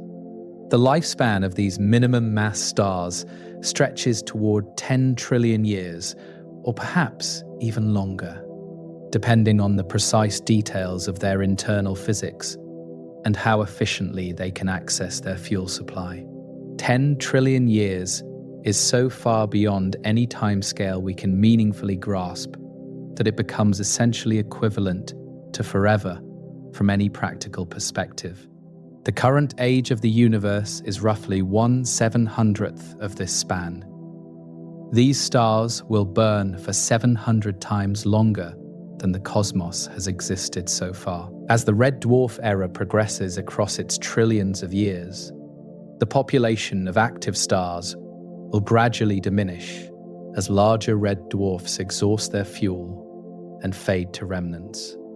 The stars that remain active will be progressively smaller and smaller on average, since smaller stars last longer and will continue burning after their larger siblings have died.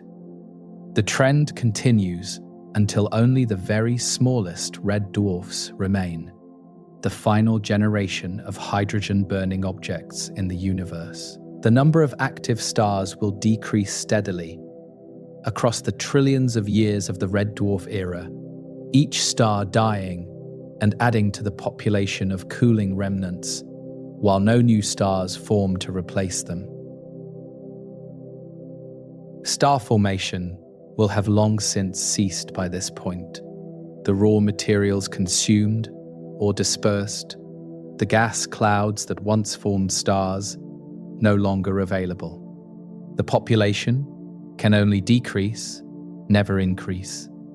The countdown to total stellar extinction proceeding inexorably across cosmic time. By the time only the smallest red dwarfs remain, the universe will have grown very dark indeed, with active stars separated by vast distances that previously contained more numerous stellar neighbors.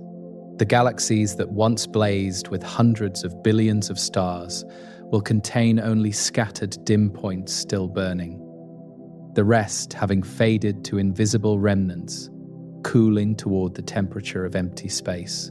The universe will be approaching the end of its stellar era.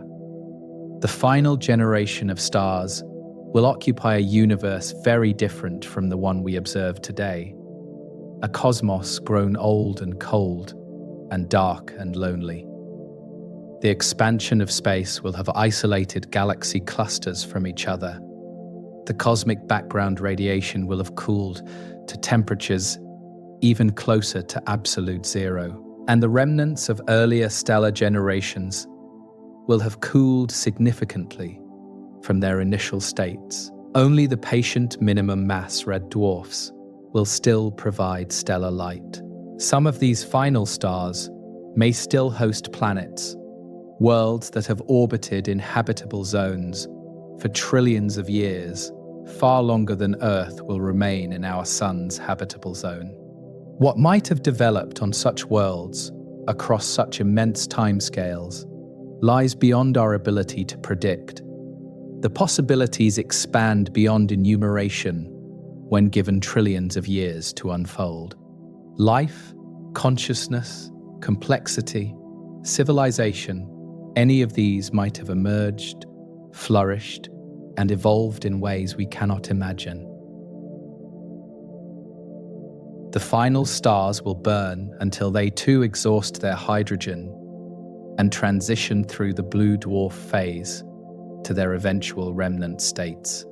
One by one, the remaining stars will fade, each death leaving the universe slightly darker than before. The countdown will approach 0, the number of active stars declining toward a final handful, then a final few, then a final one. Somewhere in the universe, at some point in the far future, one star will be the last to still be burning after all others have died.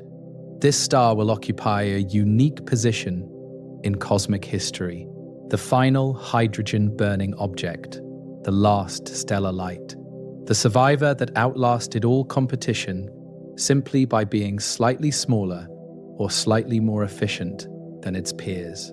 The identity of this star is unknowable, determined by variations in formation conditions trillions of years in the future. But it will exist. The last active star will burn alone in a universe that once contained hundreds of billions of stars in each of hundreds of billions of galaxies. The contrast between the crowded early universe and the nearly empty late universe could not be more extreme. Where once stars burned everywhere, separated by mere light years, now only one will remain, separated from any other stellar light by distances that may span the entire observable universe. The last star will not know it is the last, having no consciousness to recognize its unique position in cosmic history. It will simply burn, converting hydrogen to helium in its tiny core, emitting dim light into a darkness that extends in every direction without limit. The universe will watch through whatever instruments might exist, recording the final moments of stellar activity before the era of stars comes to its gentle close. The approach of the final stellar death will not be dramatic or sudden, but gradual and inevitable. The last star slowly depleting its remaining hydrogen across its final billions of years of existence. The end will be visible in advance, calculable from the star's remaining fuel supply and its energy output, predictable if not precisely dated. The universe will have plenty of warning that the stellar era is ending. The final stars represent the endpoint of a story that began with the first stars forming in the young universe, perhaps a few 100 million years after the cosmic beginning. From those first lights, through the rich stellar populations of galaxies in their prime, to the gradual fade of the red dwarf era, to the final few survivors. The arc of stellar history spans perhaps 15 trillion years. All of it leads to this moment. The last star, the last light, the last sunset. When that final star exhausts its fuel and fades from active burning to cooling remnant, the universe will have witnessed its last stellar sunset, the end of an era that defined cosmic history. The last star in the universe will be a small red dwarf that has transformed into a blue dwarf and is now exhausting the final traces of hydrogen in its thoroughly mixed interior. The star will have burned for approximately 10 trillion years, converting hydrogen to helium grain by grain, photon by photon, across a lifespan that dwarfs all other cosmic timescales. Now, finally, the fuel is nearly gone, and the star begins its last transformation. The final sunset begins. The transition from active star to remnant will not happen in a single moment, but will unfold gradually across perhaps millions of years as the star's fuel supply dwindles towards zero. The fusion rate will decrease as less hydrogen remains to power the nuclear reactions in the core, and the star's energy output will diminish accordingly. The star will dim, slowly, imperceptibly on short timescales, but unmistakably across the millions of years of its final decline. The lights are going off. The color of the final star will shift during this decline, transitioning from the blue of its blue dwarf phase through white and yellow and orange toward a final deep red as the surface cools. The progression reverses the transformation that occurred during the blue dwarf phase, returning the star's color toward the red it exhibited during its patient youth trillions of years earlier. The star ends as it began, a small red object, though now dimming toward darkness rather than burning steadily.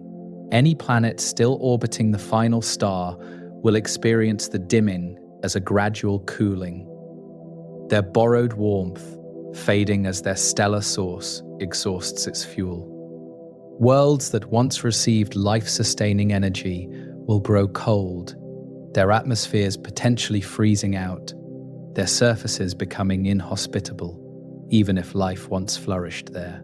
The habitable zone contracts, then disappears entirely, as the star's energy output falls below the threshold needed to maintain liquid water anywhere. The planetary night begins. The star will contract as its energy generation fails, gravity pulling the remaining material inward toward a denser configuration. The core will compress, but without sufficient temperature to ignite helium fusion, the star cannot begin a new phase of nuclear burning. Instead, the contraction will be halted by electron degeneracy pressure, the quantum mechanical resistance of electrons to compression beyond a certain density. The star stabilizes as a small, dense, cooling object, a white dwarf-like remnant. The final remnant will be composed primarily of helium, the product of all that patient hydrogen burning across trillions of years. Unlike typical white dwarfs, which contain carbon and oxygen produced by helium burning in larger stars, the remnant of a minimum mass red dwarf will never have achieved the temperatures needed for helium fusion. The helium simply accumulates, unburned, forming the final state of the object. This helium white dwarf will cool slowly over additional trillions of years. The moment when fusion finally ceases in the last star's core will mark the end of stellar activity in the observable universe. After this moment, no new light will be generated by nuclear fusion in any star anywhere. The universe will contain only cooling remnants, white dwarfs fading toward invisibility, neutron stars cooling toward the background temperature, black holes slowly evaporating on timescales even longer than the stellar era. The lights have gone out. The last sunset is not a single instant, but a gradual process. Yet there is a moment when the last fusion reaction occurs, when the final hydrogen nucleus fuses with another to produce helium and release energy. This moment cannot be observed directly, since it occurs deep in the star's core, hidden beneath layers of stellar material. But it marks the true end of stellar burning. After this moment, no star in the universe is converting nuclear fuel to energy. The light from this final moment will travel outward through the star's interior, absorbed and re-emitted countless times before finally reaching the surface and escaping into space. The last stellar photons will radiate outward into a universe that has been growing darker for trillions of years, carrying the final energy of stellar nuclear fusion. These photons will travel through space indefinitely, unless absorbed by some remnant or lost to the cosmic expansion that stretches all light toward longer wavelengths. The universe, after the last stellar light, will not be completely dark, as cooling remnants will still emit thermal radiation for trillions of years longer. White dwarfs will glow dimly in the infrared, their temperatures dropping slowly toward the cosmic background. Neutron stars will also cool and radiate. Even black holes emit Hawking radiation, though at rates so low that significant evaporation requires timescales far longer than the stellar era. The darkness will be deep, but not absolute. The significance of the last sunset lies not in the energy released, which is infinitesimal compared to the cosmic total, but in what it represents: the end of an era that began with the first stars and defined the character of the universe throughout its period of peak complexity. Stars provided the energy for planetary systems, the heavy elements for chemistry and life, the light that allowed observation and understanding. Without stars, the universe becomes a fundamentally different place. The last sunset is not a tragedy in any cosmic sense, merely a transition from one epoch to another, the natural consequence of fuel supplies being finite and burning rates being positive. Everything that burns eventually exhausts its fuel. This is true for candles, for stars, for the stellar era itself. The ending was written into the beginning, implicit in the physics that determines how stars burn and how long their fuel lasts. The universe operates according to its nature. The peacefulness of the ending stands in contrast to the drama that often attends endings in human experience. No explosion marks this moment, no catastrophe, no sudden darkness falling. The star simply dims, slowly, gently, across millions of years until the last photon leaves and the fusion stops. The transition to darkness happens quietly, without fanfare, in a universe that has already grown accustomed to the growing dark. The ending is soft. Whatever observers might exist at this epoch would have seen the approach of the final darkness for billions of years, watching the stellar population diminish, watching the last few stars continue their patient burning, knowing that eventually only one would remain, and that one too would fade. The ending would not be a surprise, but an expected conclusion, the final chapter of a story whose outline has been visible throughout. The universe tells its story clearly to those who understand its language. The last star fades, the last light dims, the last sunset completes itself across millions of years of gentle declining. The stellar era ends. What follows the last stellar light is a universe of darkness and cooling remnants, a cosmos continuing to exist but no longer illuminated by the nuclear fires that once burned everywhere. The universe, after the last star fades, will continue existing, filled with matter and space and time, but lacking the stellar light that characterized its earlier epochs. The transition from illuminated cosmos to dark cosmos represents a change in character rather than an ending. The universe does not cease when stars do. It simply enters a different phase. This phase has been called the degenerate era by some astronomers, named for the degenerate matter in white dwarfs and neutron stars that will be the dominant form of ordinary matter. The universe goes on. White dwarfs will fill the cosmos, the remnants of all the stars that ever burned throughout cosmic history. From the first generation formed hundreds of millions of years after the beginning, to the last red dwarfs that survived for trillions of years. These objects will contain most of the ordinary matter that once formed stars, compressed into small, dense spheres by gravity and supported against further collapse by the quantum mechanical pressure of their electrons. They will glow dimly, radiating away the residual heat from their stellar past. The cooling of white dwarfs proceeds very slowly, their small surface areas limiting how quickly they can radiate energy into the surrounding space. A white dwarf might cool from its initial temperature of tens of thousands of degrees to a few thousand degrees over billions of years, but further cooling to hundreds and then tens of degrees takes much longer. The approach to the temperature of the cosmic background radiation, the coldest temperature possible in the universe, takes trillions or even quadrillions of years depending on the white dwarf's mass and composition. Neutron stars will also persist throughout this dark era, the remnants of massive stars that died in supernova explosions billions of years earlier.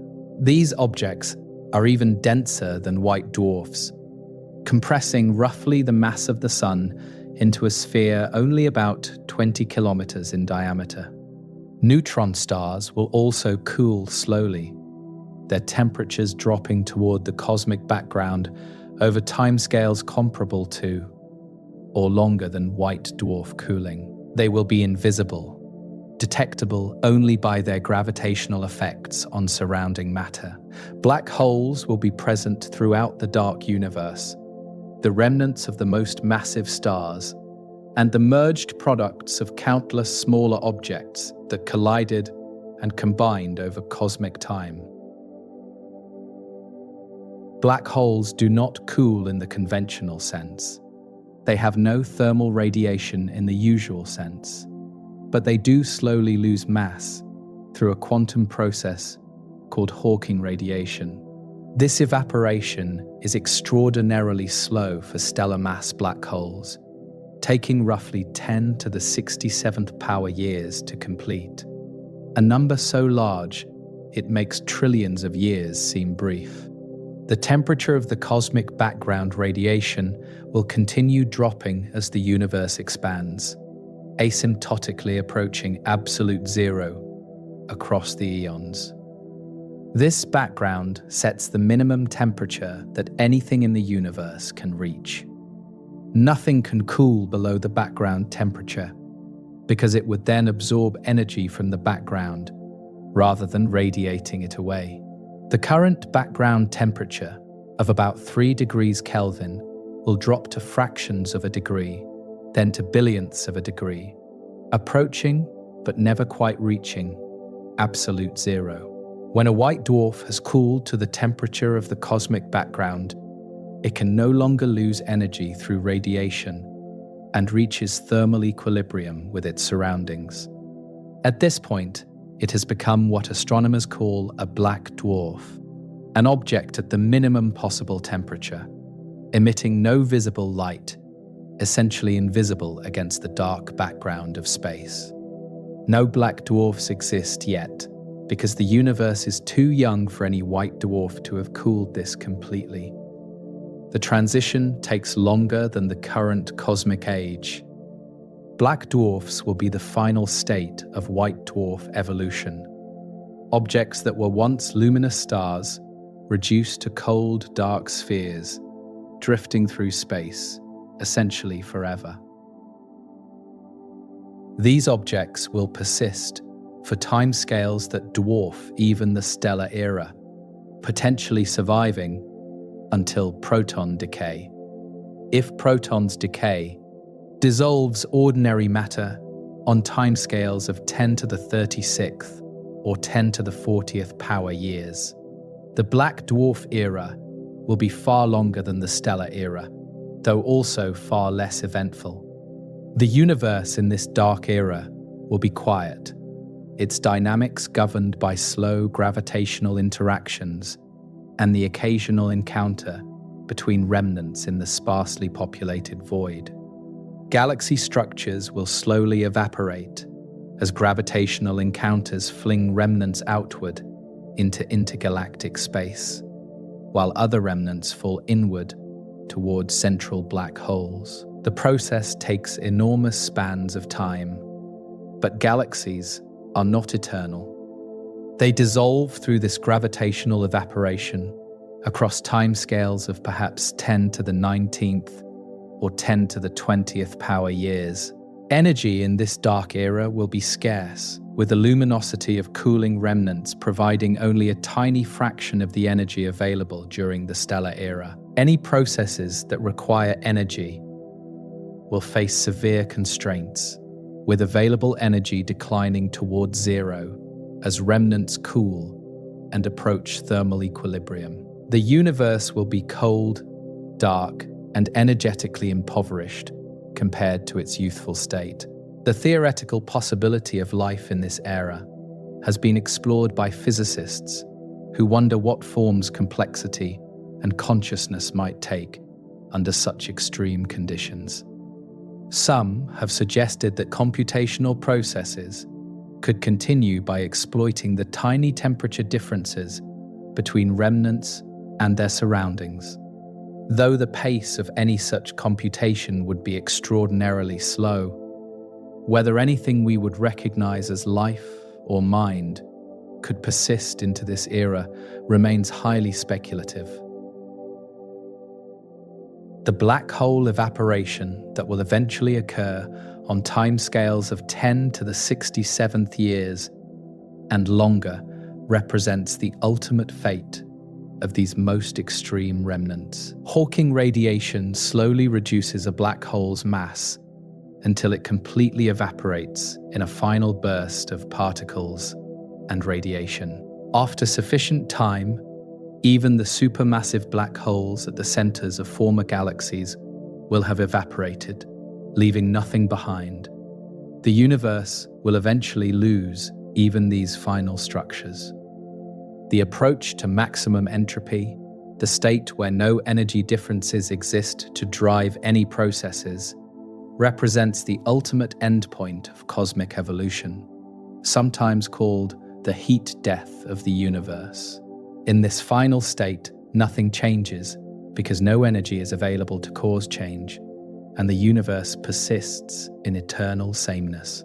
This state lies unimaginably far in the future, after the stellar era, after the black dwarf era, after black hole evaporation, after timescales that make trillions of years seem like instants.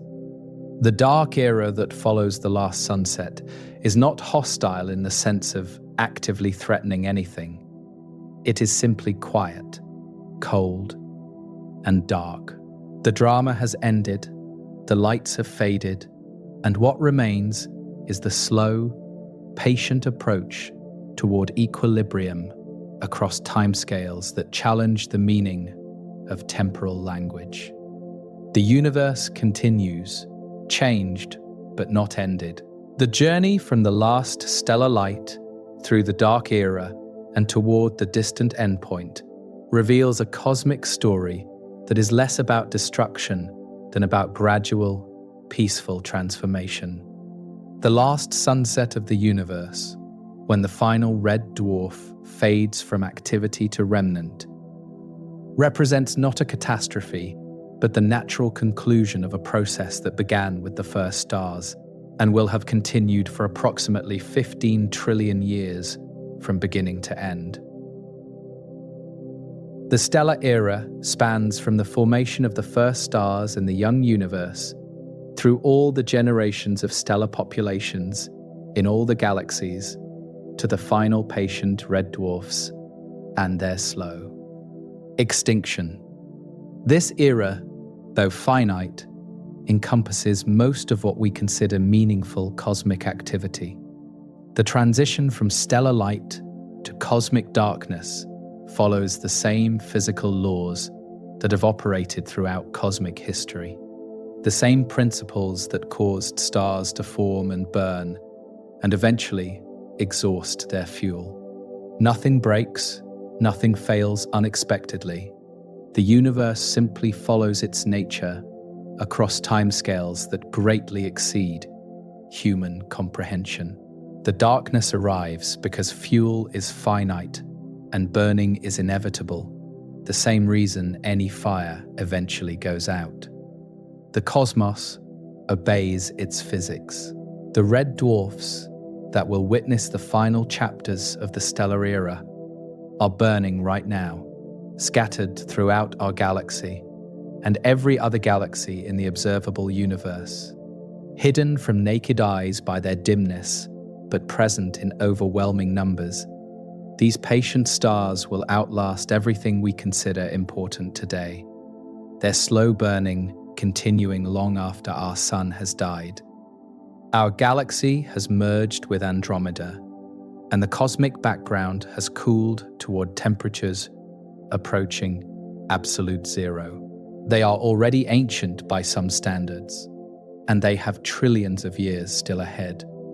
The view from a world orbiting one of these red dwarfs during the late stellar era would be profoundly peaceful. A dim red sun hanging in a sky that contains far fewer stars than the skies we see from Earth tonight. The galaxy would have grown old and quiet, its stellar population reduced to scattered remnants, and a diminishing number of still active red dwarfs. The observable universe would have shrunk as expansion carries distant structures beyond the cosmic horizon. The cosmos would seem small and calm. Any consciousness existing in that era would have a very different relationship to cosmic time than we do. Knowing that the stellar era is ending, that only a finite number of stars remain active, that eventually the last one will fade. They might understand this ending as we understand the eventual death of individuals. Sad in some sense, but not tragic, simply the way things are when existence is temporal. The universe has a lifespan, and they would be near its end. The peacefulness of the cosmic ending stands in contrast to human tendencies to imagine endings as dramatic or frightening. The universe does not end with a bang or a catastrophe, not with fire or ice in any sudden sense, but with a gradual dimming that takes billions of years to complete and arrives without surprise to any intelligence paying attention. The last star does not explode. It simply grows dim and stops burning. The ending matches the patience that characterized the red dwarf era throughout. The future we have traced across this journey, from the patient red dwarfs burning today through the death of brighter stars, the red dwarf era, the blue dwarf transformation, the final survivors, and the last sunset, represents the best understanding physics currently provides about the long-term fate of stellar light. The details may be refined as understanding improves, but the broad outline seems secure. Stars have finite lifespans. Red dwarfs last longest, and eventually, they too will exhaust their fuel. The ending is written in the physics. The meaning we might find in this cosmic story depends on perspective and purpose, neither of which the universe provides on its own. The red dwarfs do not burn for any purpose. They simply burn because they are massive enough and hot enough for fusion to occur. The eventual darkness does not mean anything in a cosmic sense. It simply happens because fuel runs out. Any meaning belongs to the observers, not the observed to consciousness rather than cosmos. From a perspective of cosmic time, the current epoch occupies a privileged position near the beginning of the stellar era, rather than near its end. The universe is young, filled with diverse stars of many types, still forming new stars from abundant gas, still experiencing the full range of stellar phenomena, from supernovae to planetary nebulae to the brilliant blue giants that dominate the distant sky. We live in the cosmic morning, not the cosmic evening. The red dwarf era lies far ahead. The trillions of years stretching between now and the last sunset contain possibilities beyond enumeration. Time enough for anything imaginable, and much that is currently unimaginable. Whatever might emerge, evolve, or develop across such spans has time in abundance.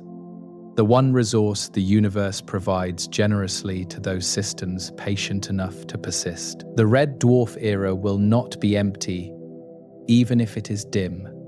It will be filled with whatever fills it across epochs of cosmic time. The last sunset, when it finally comes, will mark a transition rather than an ending.